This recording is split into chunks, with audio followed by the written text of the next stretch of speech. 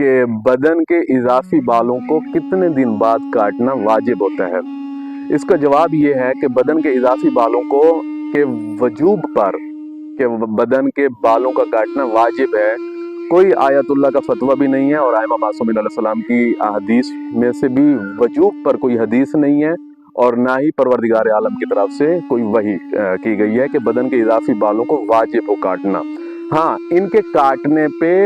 تاکید کی گئی ہے ائمہ معصومین علیہ السلام سے، اور سرکار ختمی مطلع صلی اللہ علیہ وسلم کی احادیث سے تاکید ہے کہ بدن کے اضافی بالوں کو